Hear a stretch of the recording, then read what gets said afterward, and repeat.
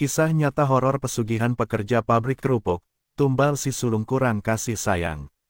Kehidupan sebelum pesugihan. Hidayat adalah seorang remaja berusia 16 tahun yang tinggal di sebuah kota kecil yang dipenuhi dengan nuansa kesederhanaan dan harapan. Ia adalah anak sulung dari 3 bersaudara, dan tanggung jawabnya sebagai kakak sangat besar. Setiap pagi, sebelum berangkat ke sekolah, Hidayat membuka toko kecil di depan rumahnya. Toko tersebut bukanlah toko besar dengan berbagai barang, melainkan hanya tempat menjual barang dagangan titipan dari tetangga. Hidayat menjual berbagai barang, mulai dari camilan seperti keripik dan permen, hingga barang kebutuhan sehari-hari seperti sabun dan deterjen. Di sela-sela waktu tersebut, Hidayat juga memanfaatkan keterampilan rajutnya. Ia menghabiskan waktu luangnya untuk membuat tas rajut dengan desain yang menarik. Tas-tas ini ia jual di sekolah, dan meskipun tidak menghasilkan banyak uang, ia merasa bahagia bisa menyalurkan kreativitasnya. Setiap kali melihat teman-temannya membeli tas hasil rajutannya, Hidayat merasakan kepuasan tersendiri. Ia menyimpan uang hasil penjualan untuk pendidikan kuliahnya di masa depan, berharap bisa meraih cita-cita yang lebih tinggi. Namun, kehidupan yang penuh harapan ini tidak bertahan lama. Ketika Hidayat naik ke kelas 2 SMA, segalanya berubah drastis. Suatu sore yang biasa, saat pulang sekolah, ia berlari pulang dengan senyum di wajahnya, membayangkan tas rajut yang baru saja terjual. Namun, senyumnya segera menghilang ketika ia melihat sekelompok orang berkumpul di depan rumahnya. Hidayat berlari dengan cemas, merasakan ada yang tidak beres. Ketika ia memasuki rumah, ketakutannya menjadi nyata, ayahnya telah meninggal dunia. Kehilangan sosok kepala keluarga itu memukul Hidayat dan keluarganya sangat dalam. Ayahnya adalah tulang punggung keluarga, dan kepergiannya meninggalkan lubang besar dalam kehidupan mereka. Setelah kejadian itu, mereka mengalami kesulitan keuangan yang parah. Ibu Hidayat, yang sebelumnya hanya mengurus rumah tangga, kini harus bekerja keras untuk memenuhi kebutuhan sehari-hari. Hidayat merasa sangat terpukul dan merasa perlu untuk menghentikan sekolahnya agar bisa membantu keluarganya. Maka, Hidayat mengambil langkah berani. Ia mencari pekerjaan di sebuah pabrik yang berlokasi tidak jauh dari rumahnya. Pabrik itu adalah tempat yang ramai, dipenuhi suara mesin dan langkah kaki pekerja. Meskipun pekerjaan itu berat, Hidayat merasa bersyukur karena ia bisa mendapatkan uang untuk membantu ibunya dan adik-adiknya. Dalam perjalanan kerjanya, ia sering melihat wajah-wajah yang penuh kelelahan, tetapi ia juga melihat semangat yang tidak padam. Banyak rekan kerja yang saling mendukung, dan Hidayat merasa seolah-olah ia menjadi bagian dari komunitas baru. Di pabrik, Hidayat bertemu dengan berbagai macam orang, termasuk seorang pria bernama Rudi. Rudi adalah pekerja yang tampak beruntung. Dia selalu mengenakan pakaian yang rapi dan sering membawa makanan mahal untuk makan siang. Hidayat merasa iri, tetapi juga terpesona oleh cara hidup Rudi. Keberanian dan kebahagiaan Rudi menjadi sumber inspirasi, meskipun Hidayat tidak tahu bahwa di balik senyum Rudi terdapat rahasia kelam. Sementara itu, di rumah, hubungan Hidayat dengan adik-adiknya semakin merenggang. Ibu mereka berusaha keras untuk memberikan perhatian, tetapi beban yang harus ditanggungnya membuatnya sulit untuk fokus pada setiap anak. Hidayat merasa terasing, seolah-olah perhatian orang tua lebih banyak tercurah kepada adik-adiknya. Ini membuatnya merasa kurang dihargai dan menumbuhkan rasa ketidakadilan dalam dirinya. Ada rasa marah dan iri yang menggerogoti hatinya, terutama terhadap adik-adiknya yang tampaknya lebih mendapatkan kasih sayang. Seiring waktu, Hidayat semakin larut dalam pekerjaan dan kesibukan. Meskipun ia merasa lelah, ada rasa bangga dalam dirinya karena dapat membantu keluarganya. Namun, saat malam menjelang, ia sering terbangun dengan mimpi buruk yang mengingatkan akan kehilangan ayahnya. Mimpi itu membuatnya merenung, dan dalam pikirannya, ia mulai mempertimbangkan langkah-langkah untuk mengubah nasibnya. Di tengah kesedihan dan kesulitan finansial, Hidayat merasakan panggilan untuk mencari jalan keluar yang lebih cepat. Ia mulai berpikir, bagaimana jika ada cara untuk mendapatkan uang dengan lebih mudah? Pikiran itu terus menghantuinya, dan tanpa disadari, Ia mulai beranjak menuju jalan yang penuh risiko dan bahaya, sebuah jalan yang mungkin akan mengubah hidupnya selamanya. Pertemuan dengan dukun. Setelah tragedi kehilangan ayahnya, Hidayat berusaha untuk bangkit dari keterpurukan. Ia bekerja keras di pabrik dengan harapan dapat membantu keluarganya keluar dari kesulitan. Meskipun demikian, dalam benaknya, rasa putus asa dan sakit hati tetap menggelayuti. Suatu hari, saat istirahat di pabrik, Hidayat melihat Rudy, rekan kerjanya, berbincang dengan beberapa teman. Rudy tampak sangat bersemangat, seolah-olah sedang membicarakan sesuatu yang menarik. Hidayat penasaran, jadi ia mendekat dan mendengarkan. Rudy bercerita tentang keberhasilan finansialnya yang spektakuler, hasil dari praktik pesugihan. Hidayat terkejut mendengar kata pesugihan, sebuah istilah yang baru ia dengar. Rudy menjelaskan bahwa dengan pesugihan, seseorang dapat memperoleh kekayaan dengan cara yang tidak biasa, tetapi harus melalui ritual tertentu dan memberikan tumbal. Ini bukan sembarangan, Hidayat. Ini adalah jalan cepat untuk mendapatkan apa yang kita inginkan, kata Rudy dengan semangat. Aku bisa membantumu jika kamu mau. Kita bisa melakukan ritual bersama. Hidayat merasa ragu. Di satu sisi, ia terpesona oleh ide untuk mendapatkan kekayaan dengan cepat, tetapi di sisi lain, ia merasa ada sesuatu yang tidak beres. Namun, kebutuhan keluarganya mendesak dan rasa ingin tahunya semakin besar. Ia mulai mempertimbangkan tawaran Rudy, apalagi saat mendengar bahwa banyak orang yang berhasil setelah mengikuti ritual tersebut. Setelah beberapa hari berpikir, Hidayat akhirnya memutuskan untuk ikut dengan Rudy. Mereka mengatur pertemuan dengan seorang dukun yang dikenal memiliki kekuatan gaib. Dukun itu konon dapat membantu mereka dalam proses pesugihan. Malam itu, Hidayat merasakan campuran antara antusiasme dan ketakutan saat mereka menuju tempat pertemuan yang telah ditentukan. Sesampainya di lokasi, Hidayat melihat sebuah rumah tua yang terletak di pinggir hutan. Tempat itu tampak suram dan penuh misteri. Rudy mengetuk pintu, dan seorang pria tua dengan janggut panjang membuka pintu.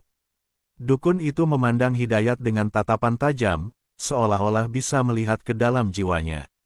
Selamat datang, anak muda. Kamu datang untuk mencari kekayaan, iya? Tanya dukun dengan suara berat yang penuh wibawa. Hidayat merasa merinding, tetapi ia mengangguk. Dukun itu kemudian memimpin mereka ke dalam ruangan yang dipenuhi dengan barang-barang aneh dan simbol-simbol mistis. Hidayat merasa terpesona dan sekaligus takut. Ia melihat berbagai benda, seperti boneka voodoo, lilin, dan ramuan yang tampak menyeramkan. Dukun mulai menjelaskan tentang ritual pesugihan. Ia menjelaskan bahwa untuk berhasil, mereka harus memenuhi beberapa syarat. Syarat tersebut mencakup pengorbanan barang berharga, makanan, dan uang yang akan dipersembahkan kepada makhluk gaib. Dukun juga memperingatkan bahwa tumbal yang diberikan bisa berkisar dari barang fisik sampai nyawa orang lain, tergantung pada tingkat kekayaan yang diinginkan. Semua ada harganya, nak. Jika kamu ingin kaya, kamu harus siap membayar dengan apapun yang berharga bagimu, ujar dukun dengan nada serius. Hidayat merasa tertegun. Ia tahu bahwa keputusan ini bukanlah hal sepele. Namun, dalam benaknya, terbayang wajah adik-adiknya yang harus ia dukung, dan semangat untuk mengubah nasibnya kembali membara. Rudy, yang sudah lebih berpengalaman, tampak sangat percaya diri dan meyakinkan Hidayat bahwa ini adalah langkah yang tepat. Setelah berbincang lama, Hidayat akhirnya setuju untuk mengikuti ritual. Mereka merencanakan untuk melakukannya dalam beberapa hari ke depan, ketika bulan purnama muncul, yang dianggap sebagai waktu sakral untuk melakukan ritual. Dalam perjalanan pulang, Hidayat merasa campur aduk. Di satu sisi, ia merasa bersemangat karena akan mendapatkan kekayaan, tetapi di sisi lain, rasa takut mulai mengintip. Ia teringat pesan dukun tentang konsekuensi besar yang mungkin harus ia hadapi. Malam-malam berikutnya, Hidayat tidak dapat tidur nyenyak. Ia terbangun dengan mimpi buruk yang membayangi pikirannya. Dalam mimpinya, ia melihat bayangan gelap yang terus mengikutinya, seolah memperingatkan bahwa jalan yang ia pilih tidaklah benar. Tetapi, Saat ia terbangun dan melihat keadaan keluarganya yang semakin sulit, semua rasa takut itu seolah lenyap, tergantikan oleh dorongan untuk melakukan ritual. Hari yang ditunggu-tunggu pun tiba.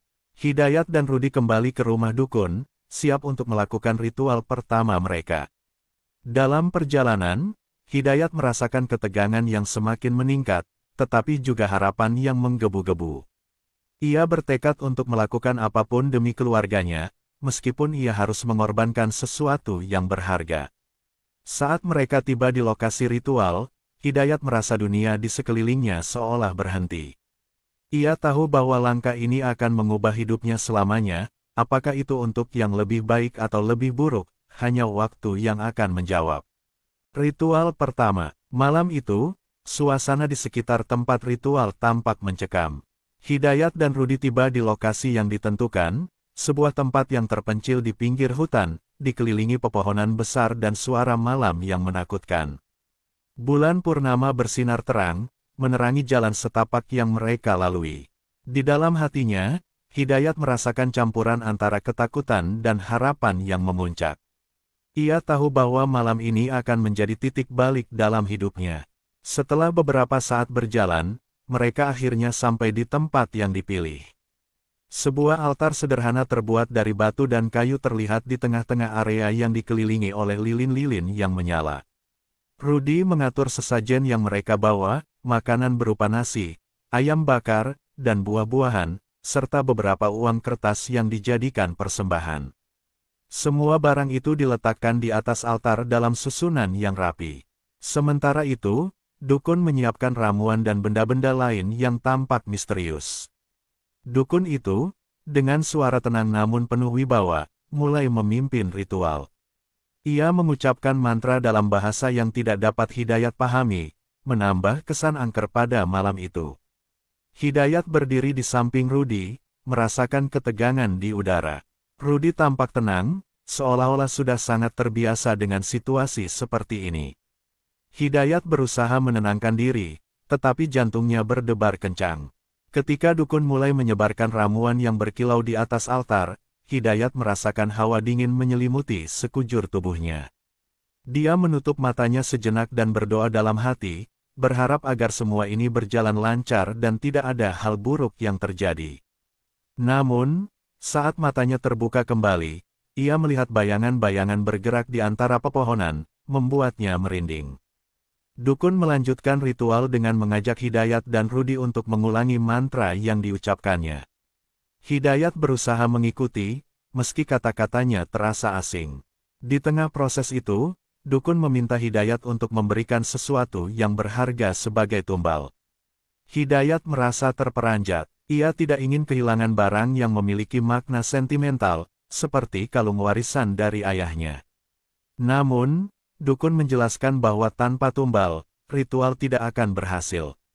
Dengan berat hati, Hidayat mengeluarkan kalung itu dari lehernya. Kalung tersebut adalah satu-satunya kenangan yang tersisa dari ayahnya, dan saat ia menyerahkannya, rasa sakit menghantam hatinya. Ia merasa seolah-olah mengorbankan bagian dari dirinya sendiri. Namun, Rudi menepuk punggungnya, memberinya semangat, dan mengingatkan bahwa semua ini demi masa depan yang lebih baik. Setelah tumbal diberikan, dukun melanjutkan ritual dengan lebih intens. Ia mulai menari di sekitar altar, menggerakkan tangannya dengan lincah, seolah-olah mengundang makhluk gaib untuk hadir. Hidayat merasa matanya semakin berat, dan tidak lama kemudian, ia merasa dunia di sekelilingnya mulai berputar. Sebuah suara lembut terdengar di telinganya, mengingatkan akan kesepakatan yang baru saja ia buat. Ketika ritual mencapai puncaknya, Hidayat tiba-tiba merasakan sesuatu bergerak di dalam dirinya. Sebuah energi yang kuat menyelimuti tubuhnya, membuatnya merasa seolah terhubung dengan sesuatu yang lebih besar. Dalam keadaan setengah sadar, ia melihat bayangan-bayangan gelap mulai berkumpul di sekitar altar. Suara-suara aneh mulai terdengar, dan ketakutan mulai menguasai dirinya. Ia ingin mundur, tetapi tubuhnya seolah terikat pada tempatnya. Rudi, yang tampak terpesona, berteriak dengan gembira. "Kita berhasil! Kita akan kaya." Suaranya penuh semangat, tetapi Hidayat tidak mampu merasakan kebahagiaan. Sebaliknya, rasa takut dan penyesalan mulai merayapi pikiran dan hatinya. Setelah ritual selesai, suasana kembali tenang. Dukun menghentikan gerakannya dan menatap Hidayat dengan tatapan serius. Kekayaan akan datang, tetapi ingat, semua ada harganya. Kamu telah memberikan tumbal, dan tidak ada jalan mundur. Hidayat merasa hatinya berat. Meskipun ia berhasil melakukan ritual, ada sesuatu yang tidak beres. Rasa cemas dan penyesalan mencengkeramnya, membuatnya berpikir apakah ia telah membuat keputusan yang tepat. Kembali ke rumah, ia merasa seolah ada bayangan yang mengikutinya, memperingatkannya tentang konsekuensi dari langkah yang diambil. Hari-hari berikutnya, Hidayat mulai merasakan perubahan. Uang yang ia dapatkan dari penjualan tas rajutnya meningkat secara signifikan. Tiba-tiba, banyak pelanggan yang datang, dan ia merasa beruntung. Namun, di balik keberuntungan itu, ada bayangan gelap yang terus mengikutinya. Mimpi buruk menghantuinya setiap malam, dan ia sering terbangun dengan keringat dingin. Hidayat berusaha mengabaikan semua perasaan itu, tetapi semakin lama, rasa takut semakin menggerogoti jiwanya. Ia mulai merindukan kalung ayahnya, yang kini hilang selamanya. Rasa penyesalan semakin mendalam saat ia menyadari bahwa kekayaan yang didapat tidak sebanding dengan apa yang telah ia korbankan. Hidayat terjebak dalam dilema moral yang semakin mempersulit hidupnya. Dengan hati yang berkonflik, Hidayat berusaha untuk tetap fokus pada keluarganya dan membantu mereka keluar dari kesulitan. Namun, ia juga tahu bahwa jalan yang ia pilih tidak bisa diubah. Kini, ia harus menghadapi konsekuensi dari keputusan yang telah diambil, dan bayangan gelap itu terus mengintai, menunggu saat yang tepat untuk menunjukkan harga yang harus dibayar. Kekuatan dan penyesalan. Setelah ritual pertama, Hidayat merasakan ambivalensi yang luar biasa. Dalam beberapa hari, hasil penjualannya meningkat drastis. Pesanan tas rajutnya semakin banyak, dan uang yang ia dapatkan mulai memenuhi kebutuhan keluarganya. Ibu dan adik-adiknya tampak lebih bahagia, dan harapan baru mulai tumbuh di dalam diri Hidayat. Namun, di balik keberhasilan itu, rasa cemas dan penyesalan terus menghantuinya. Setiap malam, Hidayat terbangun dari mimpi buruk yang sama. Dalam mimpinya, ia selalu melihat bayangan menyeramkan yang menyeringai, seolah-olah sedang menunggu saat yang tepat untuk mengambil sesuatu dari dirinya. Suara-suara misterius seringkali terdengar di telinganya, memperingatkan tentang konsekuensi dari keputusan yang telah diambil. Meskipun ia berusaha untuk mengabaikannya, rasa ketakutan tersebut semakin menggerogoti jiwanya. Di pabrik, Hidayat merasakan perubahan dalam hubungan sosialnya. Rekan-rekannya mulai menjauh, dan ia merasa terisolasi. Mereka yang dulunya akrab kini tampak curiga, seolah-olah mereka bisa merasakan bahwa ada sesuatu yang tidak beres. Rudy, di sisi lain, semakin dekat dengan Hidayat, mengajak untuk terlibat lebih dalam praktik pesugihan. Rudy selalu menceritakan kisah-kisah sukses dari orang-orang yang telah mengikuti ritual serupa dan berhasil mendapatkan kekayaan. Suatu malam, Rudy mengajak Hidayat untuk melakukan ritual lanjutan. Kita perlu melanjutkan ini, Hidayat. Semakin banyak kita lakukan, semakin kaya kita, ujarnya dengan semangat.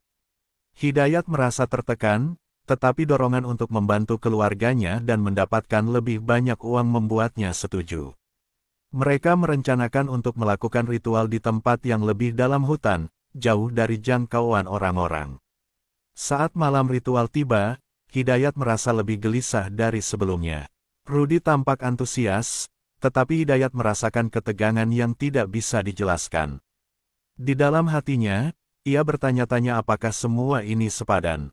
Namun, saat melihat kondisi keluarganya yang masih berjuang, ia merasa terpaksa untuk melanjutkan. Mereka tiba di lokasi ritual yang baru, dan suasana di sekelilingnya jauh lebih menyeramkan.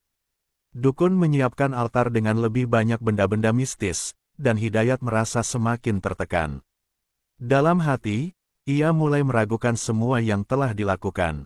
Dukun meminta mereka untuk membawa lebih banyak tumbal, dan kali ini, Hidayat diminta untuk memberikan barang-barang yang lebih berharga. Rudy bersikeras agar Hidayat memberikan barang berharga lainnya, seperti mobil mainan yang diberikan oleh ayahnya ketika ia masih kecil. Kamu tidak bisa mendapatkan kekayaan tanpa mengorbankan sesuatu yang berharga, kata Rudy, meyakinkan Hidayat. Dengan berat hati, Hidayat menyerah dan memberikan barang itu, merasa seolah-olah ia menjauh dari kenangan indah yang pernah ia miliki. Setelah ritual berlangsung, Hidayat merasa ada sesuatu yang berubah di dalam dirinya. Kekuatan yang ia rasakan sebelumnya kini semakin kuat, tetapi ia juga merasakan beban yang lebih berat. Hari-hari berikutnya, keberuntungan Hidayat semakin meningkat, uang terus mengalir, dan ia mampu membeli barang-barang yang selama ini diimpikannya. Namun, setiap kali melihat barang-barang itu, ia merasa ada sesuatu yang hilang dari dirinya. Rasa penyesalan semakin mendalam ketika Hidayat menyaksikan kematian teman-teman dekat Rudy yang juga terlibat dalam praktik pesugihan. Masing-masing kematian terjadi secara mendadak dan misterius, membuat Hidayat semakin tertekan. Ia mulai merasakan bahwa ada sesuatu yang lebih besar dari sekadar kekayaan yang sedang beroperasi di balik semua ini. Ketika Hidayat menghadiri pemakaman salah satu teman Rudy, ia merasa tercekik oleh rasa bersalah yang semakin dalam. Hidayat tidak bisa mengabaikan bahwa kematian-kematian itu mungkin ada hubungannya dengan ritual yang telah mereka lakukan. Di malam-malam berikutnya, Hidayat terbangun dengan mimpi yang lebih buruk. Bayangan-bayangan yang menakutkan kini semakin jelas, dan suara-suara itu semakin sering berbicara padanya. Rasa bersalah dan ketakutan mulai menggerogoti setiap sudut pikirannya. Ia merasa terperangkap dalam siklus yang tidak bisa ia hentikan. Satu-satunya jalan keluar yang ia lihat adalah terus melanjutkan ritual demi menghindari konsekuensi yang mungkin mengikutinya. Konflik batin yang dihadapi Hidayat semakin mendalam. Di satu sisi, ia ingin membantu keluarganya dan memberikan mereka kehidupan yang lebih baik. Namun, di sisi lain, ia merasa terjebak dalam sesuatu yang lebih gelap. Hidayat mulai bertanya-tanya tentang moralitas dari semua tindakan ini, dan apakah semua yang ia peroleh benar-benar sepadan dengan apa yang harus ia bayar. Dalam keputusasaannya, Hidayat berusaha mencari cara untuk menghentikan semua ini. Namun, setiap kali ia mencoba untuk mundur, Rudy dan Dukun selalu menekannya untuk terus melanjutkan. Hidayat merasa terjebak dalam dilema yang tidak bisa diselesaikan. Keluarganya memang butuh uang, tetapi adakah harga yang pantas untuk dibayar? Dalam keadaan pikiran yang bingung, ia berusaha mencari tahu jalan keluar, tetapi bayangan gelap itu terus mengintai, menunggu saat yang tepat untuk menyatakan harga yang harus dibayar. Akhir yang menyedihkan, setelah melalui berbagai ritual dan menghadapi konflik batin yang semakin mendalam, Hidayat merasakan bahwa hidupnya semakin tidak menentu. Meskipun kekayaan yang ia peroleh semakin melimpah, kebahagiaan yang seharusnya muncul bersamaan dengan keberhasilannya justru sirna. Hari-hari berlalu, dan setiap malam, mimpi buruk terus menghantuinya. Bayangan-bayangan gelap dan suara-suara misterius yang selalu mengintai membuatnya merasa terasing dari dunia nyata. Suatu malam, saat Hidayat terbangun dari tidur yang gelisah, ia menemukan dirinya berada dalam keadaan depresi yang mendalam. Semua barang-barang mahal yang ia beli tampak tidak bernilai lagi. Ia melihat wajah-wajah adik-adiknya yang ceria, tetapi di balik senyuman mereka, ia tahu bahwa ia telah mengorbankan bagian dari dirinya sendiri untuk mendapatkan semua itu. Rasa bersalah semakin menghantuinya, dan ia merasa terjebak dalam siklus yang tidak bisa ia hentikan.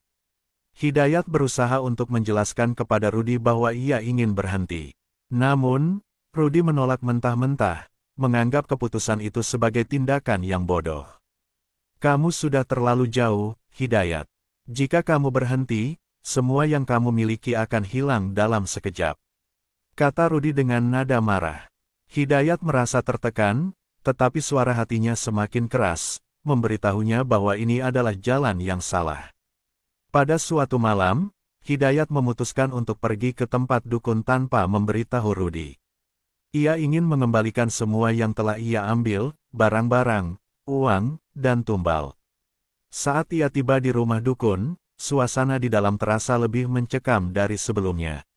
Dukun menyambutnya dengan tatapan tajam, seolah tahu apa yang ada dalam pikiran Hidayat.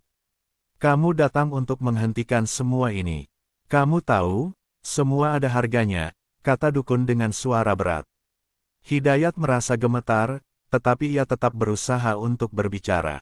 Saya ingin mengembalikan semua yang telah saya ambil. Saya ingin menghentikan semua ini.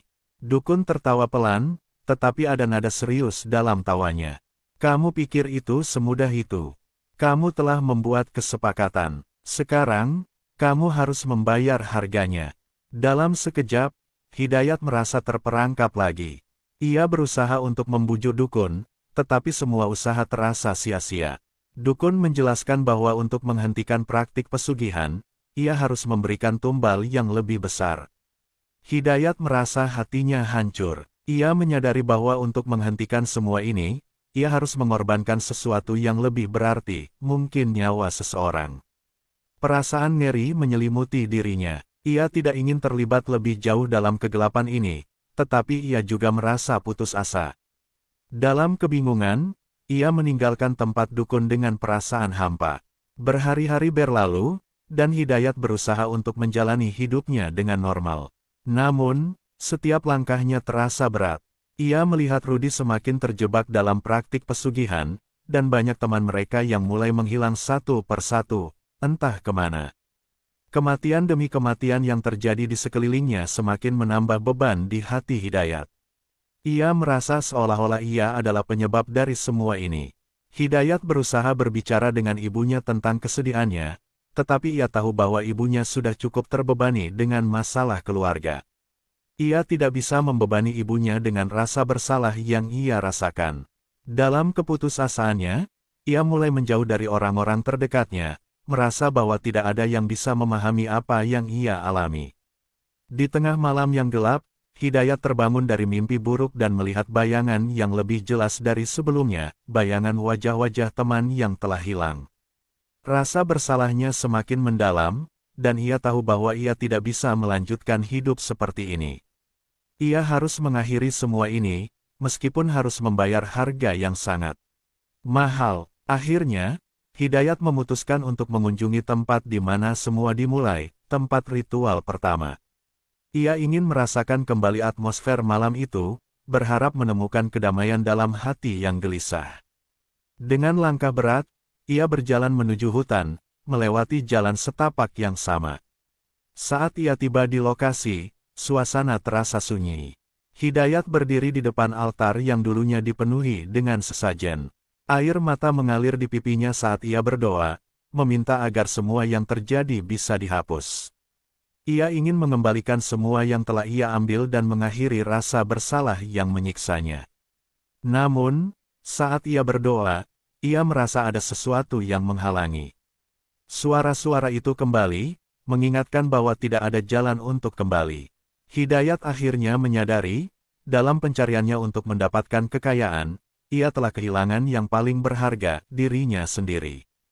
Dengan hati yang hancur, ia berteriak ke langit, memohon ampunan. Namun, sepertinya tidak ada jawaban. Kembali ke rumah, Hidayat merasa kosong. Ia tidak bisa menjelaskan kepada keluarganya mengapa ia merasa seperti ini. Dalam kesendirian, ia menyaksikan adik-adiknya bermain, dan senyuman mereka membuat hatinya semakin berat. Dia tahu bahwa dia tidak bisa terus hidup dengan beban ini. Dalam kegelapan malam, Hidayat merasakan kesedihan yang mendalam, menyadari bahwa semua yang ia ambil tidak sebanding dengan apa yang harus ia bayar. Akhir cerita ini adalah pengingat bahwa tidak ada kekayaan yang datang tanpa harga. Hidayat, yang awalnya berusaha membantu keluarganya, justru terjebak dalam kegelapan yang menuntut lebih dari sekadar materi. Dalam pencariannya untuk mendapatkan kekayaan, ia kehilangan kesempatan untuk mencintai dan dihargai oleh orang-orang terdekatnya. Dengan air mata yang mengalir, Hidayat menatap langit malam, merasa bahwa tidak ada jalan kembali, hanya penyesalan yang menggerogoti jiwanya. Kisahnya berakhir dengan kesedihan yang mendalam, menandakan bahwa kadang-kadang, dalam upaya untuk mendapatkan lebih, kita justru kehilangan yang paling berharga dalam hidup kita, hubungan, cinta, dan diri kita sendiri.